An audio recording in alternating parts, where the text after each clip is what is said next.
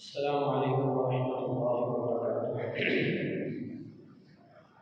الحمد للہ رب العالمین حمد الشاکرین والصلاة والسلام علی رسولہ الکریم وعلی آلہ واصحابہ اجمعین، اما بعد فاعوذ باللہ من الشیطان الرجیم، بسم اللہ الرحمن الرحیم۔ ومن آیاته خلق السماوات والأرض واختلاف ألسنتكم وألوانكم إن في ذلك لآيات للعالمين إن في ذلك لآيات للعالمين۔ وقال الله سبحانه وتعالى وهو الذي خلق من الماء بشرا فجعله نسبا وصهرا وكان ربك قديرا۔ صدق اللہ العظیم۔ درود پاک پڑھیں۔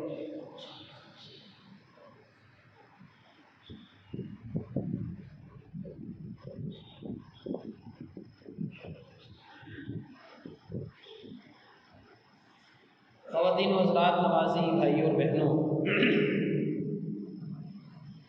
اللہ تبارک و تعالیٰ نے اس کائنات میں اپنی جو نشانیاں پیدا کی ہیں، ان نشانیوں میں سے ایک نشانی یہ ہے کہ اللہ کریم نے اس کائنات میں جس کی وسعت کو اس کے سوا اور کوئی نہیں جانتا، اس بہت بڑی کائنات میں زمین کو رہنے کے قابل بنایا ہے، اور زمین میں انسانوں کے رہنے کے لیے جن چیزوں کی ضرورت تھی ان چیزوں کو پیدا کیا ہے۔ یہ تمام چیزیں جن پر انسان کی زندگی منحصر ہے، ان سب کو قدرتی وسائل کہا جاتا ہے، یعنی نیچرل ریسورسز۔ اس میں پانی شامل ہے، ہوا شامل ہے، نباتات شامل ہیں، حیوانات شامل ہیں، معدنیات شامل ہیں، چونکہ ان میں سے ہر ایک چیز کو انسان بالواسطہ یا بلا واسطہ استعمال کرتا ہے۔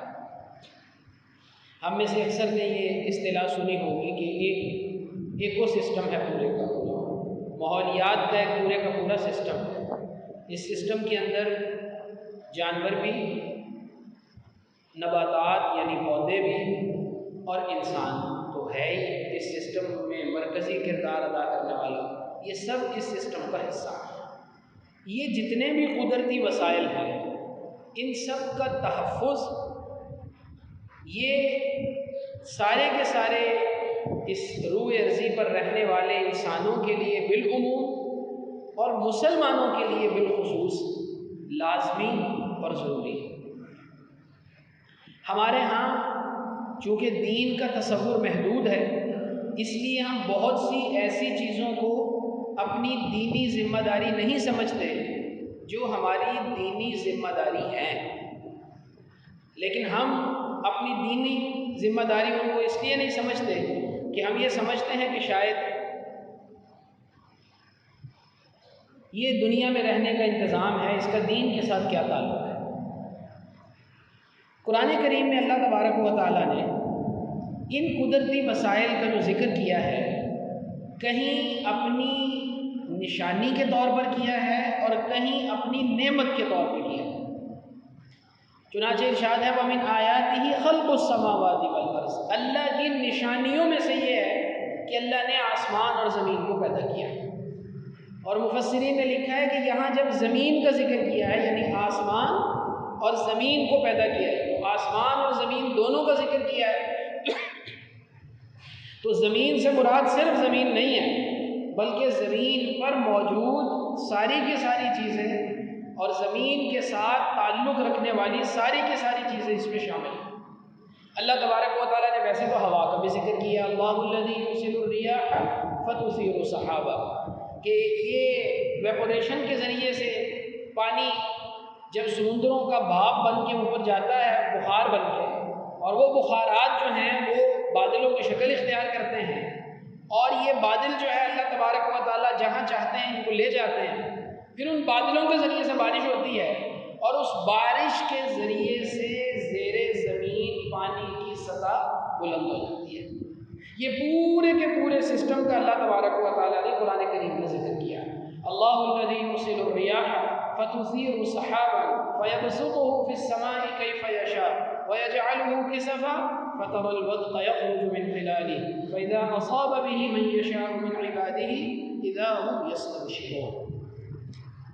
اور میں نے عرض کیا کہ یہ پورے کا پورا جو سسٹم ہے، اس سسٹم کی حفاظت یہ مسلمانوں کی ایک دینی ذمہ داری ہے۔ اس وقت آپ دیکھ رہے ہیں پوری کی پوری دنیا کو جو بڑے بڑے چیلنجز درپیش ہیں، ان میں سے ایک چیلنج یہ ہے کہ اس زمین کا درجہ حرارت آہستہ آہستہ بڑھ رہا ہے۔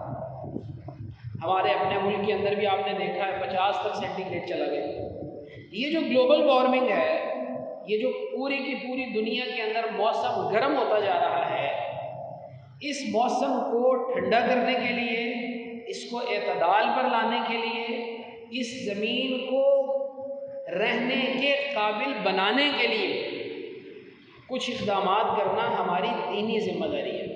یہ میں بار بار اس لیے عرض کر رہا ہوں کہ ہم اس کو اپنی دینی ذمہ داری نہیں سمجھتے۔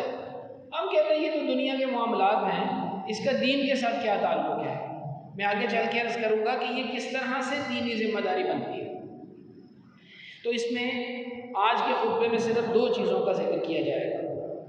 ایک ان قدرتی وسائل میں سے پانی کا ذکر، اور ایک ان قدرتی وسائل میں سے درختوں کا ذکر ہے، جن کا احادیث مبارکہ کے اندر خاص طور پہ ذکر ہے۔ پانی کی حفاظت کا ذکر ہے، پانی کو ضائع ہونے سے بچانے کا ذکر ہے، پانی کو گندگی سے بچانے کا ذکر ہے، پانی کو ڈھک کر رکھنے کا ذکر ہے۔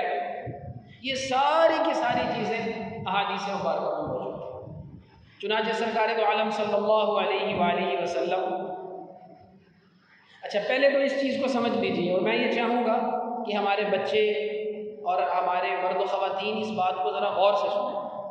اللہ کے رسول صلی اللہ علیہ وآلہ وسلم وضو فرماتے تھے، اور اللہ کے نبی علیہ الصلوۃ والسلام غسل بھی فرماتے تھے۔ سرکار دو عالم صلی اللہ علیہ وآلہ وسلم غسل میں کتنا پانی استعمال کرتے تھے، اور نبی علیہ الصلوۃ والسلام وضو میں کتنا پانی استعمال کرتے تھے؟ آپ کا غسل میں پانی کتنا ہوتا تھا، وضو میں پانی کتنا ہوتا تھا؟ اسی سے آپ کو اندازہ ہوگا کہ نبی علیہ الصلوۃ والسلام پانی کی کس قدر حفاظت فرماتے تھے۔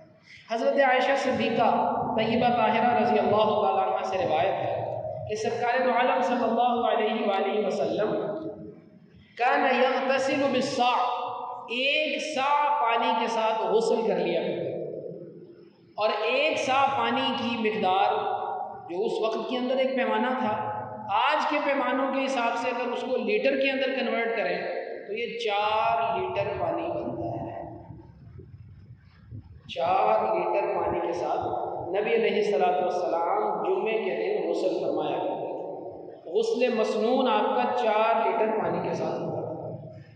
کان یغتسل بالصاع ویتوضأ بالمد، اور نبی علیہ الصلوۃ والسلام 1 لیٹر پانی کے ساتھ وضو فرمایا کرتے تھے۔ صرف 1 لیٹر پانی کے ساتھ وضو فرمایا کرتے تھے۔ 1 لیٹر سے زیادہ پانی وضو میں استعمال نہیں کریں گے۔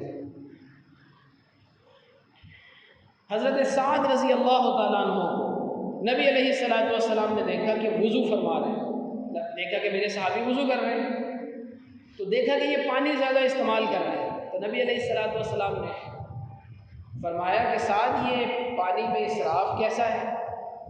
تو عرض کرنے لگی اللہ کے رسول صلی اللہ علیہ وسلم کیا وضو میں پانی استعمال کرنے میں بھی اسراف ہوتا ہے؟ تو آپ نے فرمایا کہ اگر تم بہتی ہوئی نہر کے اوپر بیٹھے ہو اور وہاں پہ وضو کر رہے ہو، وہاں اگر تم نے بہتی ہوئی نہر میں، اب ظاہری بات ہے پانی اگر بہتا ہوا ہو تو وہ ناپاک نہیں ہوتا، اگر پانی مستعمل پانی اس پانی کے اندر چلا بھی گیا تو اس پانی کو کیا فرق پڑے گا، تو پاک ہی رہنا ہے۔ تو نبی علیہ الصلوۃ والسلام نے تاکید کے ساتھ ارشاد فرمایا کہ اگر بہتی ہوئی نہر کے اوپر بیٹھ کے بھی وضو کر رہے ہو، وہاں بھی پانی ضرورت سے زیادہ استعمال کرو، وہاں بھی پانی ضرورت سے زیادہ استعمال نہ کرو۔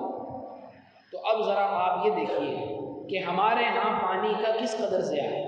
اللہ تبارک و تعالیٰ نے پانی کا زمین سے نکلنا اس کو بطور نعمت ذکر کیا ہے، اور اس نعمت کے بدل جانے کا ذکر بھی کیا ہے۔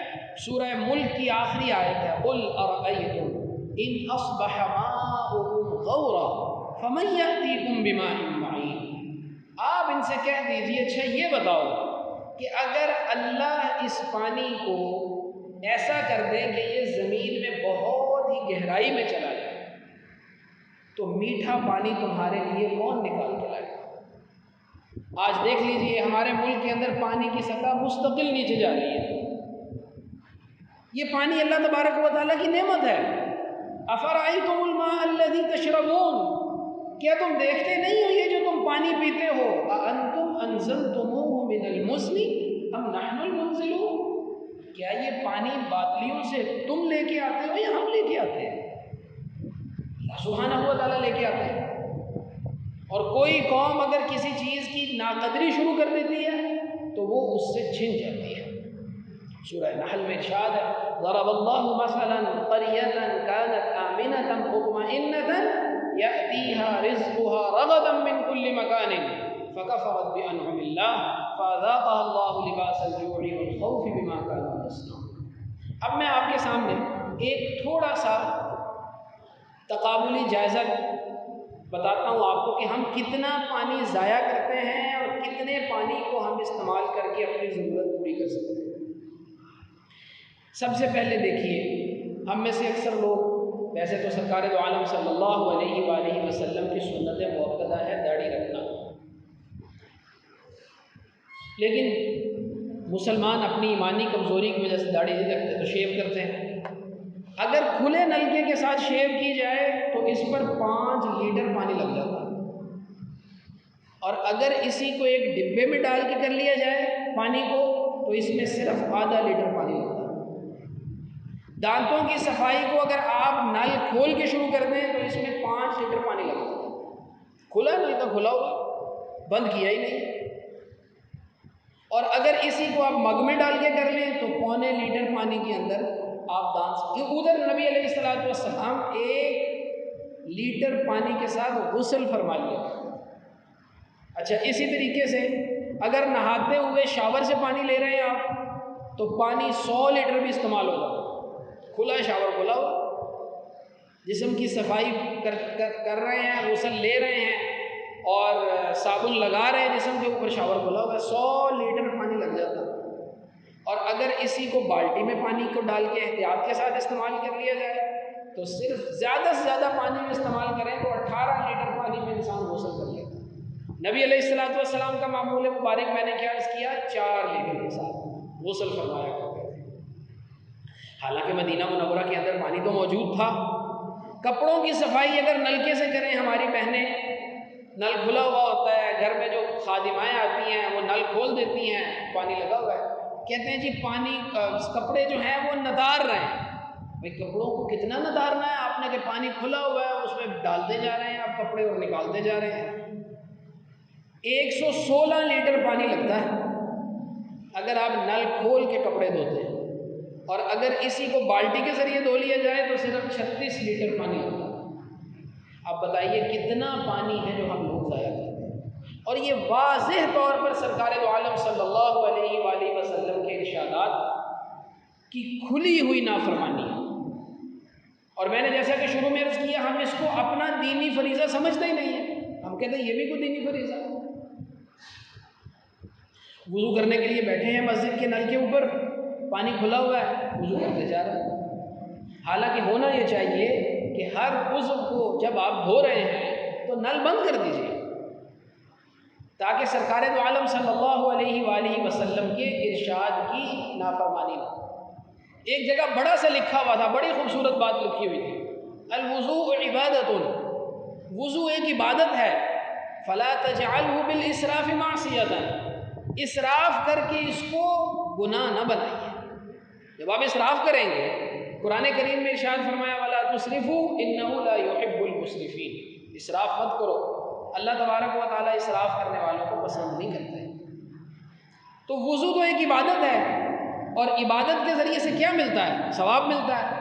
لیکن اگر اسی کی عبادت کے اندر معصیت ہو جائے، نافرمانی شامل ہو جائے، تو وہ بجائے عبادت بننے کے وہ تو معصیت بن جائے گی۔ اس لیے ہم اپنے گھروں کے اندر غور کریں کہ پانی کہاں کہاں پہ ہم ضائع کریں۔ بعض گھروں کے اندر روز 4 گاڑیاں، تو روز خادم کو کہہ دیتے ہیں 4 گاڑیوں کو دھو دو۔ کتنا پانی ضائع ہو رہا ہے۔ حالانکہ گاڑی کے دھونے کا مقصد ہے گاڑی کو صاف کرنا، وہ آپ گیلے کپڑے سے بھی صاف کر سکتے ہیں، اس کو روز تو دھونے کی ضرورت نہیں ہے۔ یہ اسراف ہے۔ میں بار بار عرض کر رہا ہوں، کھانا فقہاء نے لکھا ہے جتنے کھانے سے پیٹ بھر جاتا ہے اس کے اوپر لیا جانے والا ہر لقمہ اسراف ہے۔ اس لیے جتنا پانی ضرورت کا ہے اس سے زیادہ پانی استعمال کرنا یہ اسراف بن جاتا ہے۔ اس لیے اس سے ہم بچیں گے، ہمارے ہاں پانی محفوظ رہے گا۔ اب دیکھ لیجئے کالونیز کے اندر، دیکھ لیجئے شہروں کے اندر، دیکھ لیجئے ہمارے وفاقی دارالحکومت کے اندر پانی نہیں ہے۔ ہمارے پورے بلوچستان میں پہلے ہی پانی کا مسئلہ تھا، سندھ میں پہلے ہی پانی کا مسئلہ تھا، تھر کا مسئلہ آپ کے سامنے آ گیا، یہی مسئلہ آگے خیبر پختونخوا میں چلا گیا، چشمے خشک ہوتے چلے جا رہے ہیں۔ اللہ سبحانہ و تعالیٰ کی اس نعمت کی ہم قدر کریں۔ پھر اس کے بعد دوسری چیز جیسا کہ میں نے عرض کیا وہ شجر کاری ہے۔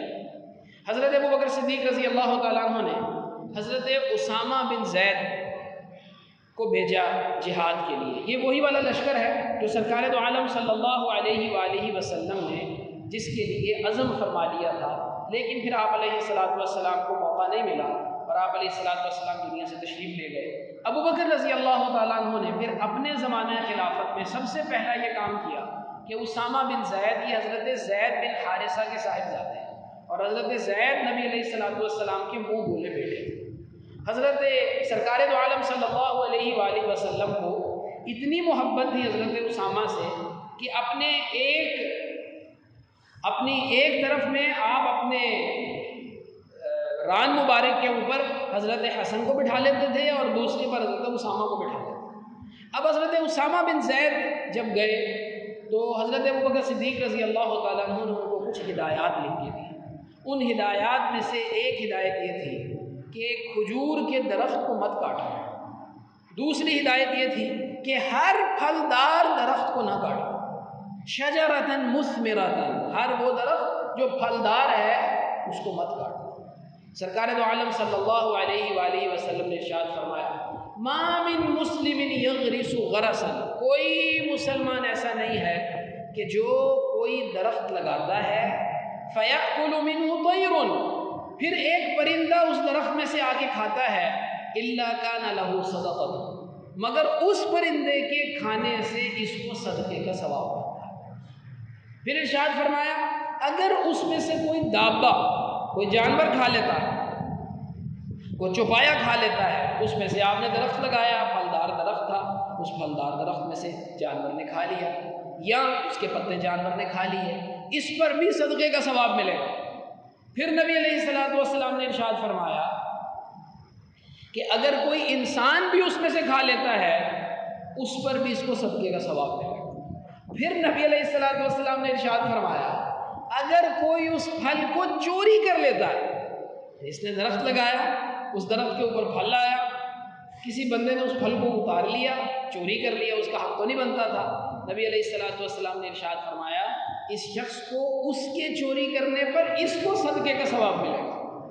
اور امام نووی رحمۃ اللہ علیہ نے لکھا ہے کہ بعض روایات میں اس کا ذکر ہے کہ اس درخت سے آگے جتنے درخت لگیں گے اور اس درخت کا پھل جب تک کھایا جاتا رہے گا الی یوم القیامہ اس کو صدقے کا ثواب ملے گا، یعنی قیامت تک صدقے کا ثواب ملے گا۔ ہمارے ہاں کتنی زمین ایسی پڑی ہوئی ہے جس کے اوپر درخت لگانے کی ضرورت ہے اور ہم درخت لگا سکتے ہیں۔ سرکار دو عالم صلی اللہ علیہ وسلم نے ارشاد فرمایا اگر کسی شخص کے اوپر قیامت قائم ہو جائے، قیامت آ گئی ہے، وفی یدہ غسیلۃ، اور اس کے ہاتھ کے اندر کوئی پودا ہے، فلیغرسھا، اسے چاہیے کہ قیامت آ گئی ہے، علامات قیامت واضح ہو گئی، قیامت کا منظر ہے، اس وقت بھی یہ وہ جو درخت ایک پودا لگا رہا ہے اس پودے کے لگانے سے نہ ہٹیں بلکہ اس کو لگا دیں۔ یہ سرکار دو عالم صلی اللہ علیہ وآلہ وسلم نے اہتمام بیان فرمایا درخت کا لگانے کا، شجرکاری کا۔ اور ہمارے ہاں اس سے الٹ کیا کام ہو رہا ہے؟ آپ یہ دیکھیے، ہمارے ہاں ان حکومتوں کو اللہ ہدایت دے، پہلے سے ہمارے ہاں یہ نظام بڑا خوبصورت تھا کہ آپ ایک شہر سے نکلتے تھے اور اس کے بعد گرینری شروع ہو جاتی تھی۔ شہر کی حدود ختم ہوئی، اس کے بعد زرعی زمین شروع ہو جاتی تھی۔ اس زرعی زمین کے اوپر کوئی فصل لگی ہے، اس کے اوپر کوئی آم کا باغ چل رہا ہے، اس طرف دوسرے چیزوں کا باغ چل رہا ہے۔ پھر یہ باغات چلتے جاتے تھے، پھر آگے ایک دوسرا شہر شروع ہو جاتا تھا، پھر وہ شہر ختم ہو جاتا تھا، پھر زرعی زمین شروع ہو جاتی تھی۔ ہم نے زرعی زمین ختم کر کے ان کو آبادیوں میں تبدیل کرنا شروع کر دیا، جس کا نتیجہ یہ ہے کہ ہمارے شہروں کے گرد اب گرینری نہیں ہے، ہمارے شہروں کے گرد اب سبزہ ہی نہیں ہے۔ ہم اب سبزہ دوبارہ لگا رہے ہیں۔ اگر اب بھی ہم ہوش کے ناخن لے لیں اور اگر اب بھی ہم یہ انتظام کر لیں کہ ہم اپنے شہروں کے گرد جو زرعی زمینیں ہیں اور جن کو تیزی کے ساتھ ہم کالونیوں میں تبدیل کر رہے ہیں، ان کو کالونیوں میں تبدیل نہ کریں، ان زرعی زمینوں کو زرعی زمین نہیں رہنے دیں۔ جہاں جہاں پہ زمین خالی موجود ہے وہاں پہ درخت لگائیں، اور وہ والے درخت لگائیں جو بہت جلدی سے پھل دینا شروع کر دیتے ہیں۔ کچھ درخت ایسے ہوتے ہیں جن کی گٹھلیوں کو آپ پھیلاتے چلے جائیں، پھینکتے چلے جائیں ویسے ہی، تو وہ جہاں جہاں جائے گی اگر اس کو زمین سے پانی مل گیا وہ درخت بننا شروع ہو جائے۔ جامن کا پودا ہے اور کے پودے ہیں، بہت تیزی کے ساتھ بڑھتے ہیں۔ یہ اس کو اپنی دینی ذمہ داری سمجھیے، میں پھر عرض کر رہا ہوں، یہ صرف ایسی بات نہیں ہے کہ یہ تو دنیا کا انتظام ہے، یہ دینی ذمہ داری ہے۔ ایک پودا جتنی دیر تک پھل دیتا رہے گا صدقے کا ثواب ملتا رہے گا۔ اور پانی اور درخت یہ دونوں بہت اہم ضرورتیں ہیں۔ 1951 کے اندر ایک تحقیق کے مطابق ہر ایک پاکستانی شخص کے لیے 5400 مکعب لیٹر پانی ہوتا تھا سالانہ۔ اب وہ پانی کم ہو کے 1000 لیٹر رہ گیا، اور یہ بھی 2018-19 کی رپورٹ ہے، اور اب 2025 کے اندر آپ دیکھ رہے ہیں کیا صورتحال بنی ہوئی ہے۔ اس لیے اس کو ہم اپنی دینی ذمہ داری سمجھیں۔ جہاں جہاں پہ ہم موجود ہیں، دفتروں کے اندر موجود ہیں، وہاں پہ پانی کا استعمال خود بھی کم کریں، دوسروں کو بھی ترغیب دیں۔ گھروں کے اندر پانی کا استعمال زیادہ ہو رہا ہے اور ایسا استعمال ہو رہا ہے جس میں پانی ضائع ہو رہا ہے، گھر کے اندر سب افراد ایک دوسرے کو ترغیب دیں اس چیز کی۔ اس چیز کا انتظار نہ کریں کہ وہی والا معاملہ ہو جائے کہ ٹینکر آئے گا تو پانی دے گا، ورنہ پانی نلوں کے اندر موجود ہے۔ اس چیز کا انتظار نہ کریں کہ پانی انتہائی بنیادی ضروریات کے لیے بھی موجود نہ ہو۔ اگر ہم یہ چاہتے ہیں کہ یہ پانی موجود رہے تو پھر اس کے لیے ضروری ہے کہ ہم اس کی قدر کریں۔ سرکار دو عالم صلی اللہ علیہ وآلہ وسلم کے ارشادات کو اپنے سامنے رکھیں اور ان ارشادات کی روشنی میں اپنے لاہ عمل کو ہم ترتیب دیں، انفرادی طور پر بھی، اجتماعی طور پر بھی، حکومتی سطح کے اوپر بھی اس کو ترجیحات میں شامل کرنا ہوگا۔ دنیا کے کئی ممالک ایسے ہیں، چین کے شہر بیجنگ کے اندر ان کا جو ماحولیاتی جو ان کا معاملہ تھا وہ اس قدر خراب ہو گیا تھا کہ وہاں پہ سانس لینا مشکل تھا، لیکن صرف 3 سال کے اندر انہوں نے کئی ایسے اقدامات کیے جس سے ان کا شہر رہنے کے قابل ہو گیا۔ اور ہمارے ہاں صورتحال دیکھ لیجئے، دن بدن بد سے بدتر ہوتی چلی جا رہی ہے۔ اس لیے اس ماحول کو برقرار رکھنا یہ ہماری ذمہ داری ہے۔ 2 چیزوں کا میں نے ذکر کر دیا، اس کے ساتھ 3-4 چیزوں کا ذکر اور بھی آتا ہے۔ پرندوں کے لیے گھونسلے بنائیے، اپنے گھروں کے اندر چھوٹے چھوٹے سے گھونسلے بنا دیجیے۔ پرندوں کے لیے پانی کے پینے کا انتظام کیجیے، چھوٹے چھوٹے کٹورے لے لیجیے، اپنی چھت پہ رکھ لیجیے، اپنے لان کے اندر رکھ لیجیے، اور وہاں سے پرندے پیتے رہیں پانی۔ پرندوں کا برقرار رہنا، 15,000 ایسی مخلوقات ہیں جو اس زمین کے اوپر انسان کے علاوہ بستی ہے، 15,000 اسپیشیز ہیں، اور ان میں سے کئی ایسی ہیں جو آہستہ آہستہ ختم ہوتی چلی جا رہی ہیں۔ اس طرح نباتات میں سے بھی کئی ایسی چیزیں ہیں جو آہستہ آہستہ ختم ہوتی چلی جا رہی ہیں۔ یہ ماحول سرسبز رہے گا، ہم اپنے لیے اور اپنی آئندہ آنے والے نسلوں کے لیے اس زمین کو رہنے کے قابل رکھیں گے۔ اور اگر ایسا نہ ہوا خدا نخواستہ تو پھر ہماری آنے والی جو نسلیں ہیں وہ ہمارے لیے دعا نہیں کریں گی کہ ہمارے لیے کیسا ماحول ہے جس میں سانس لینا بھی مشکل ہو رہا ہے۔ اللہ سبحانہ و تعالیٰ سے دعا ہے کہ اللہ کریم اپنی تمام نعمتوں کی قدر کرنے کی ہمیں توفیق عطا فرمائے۔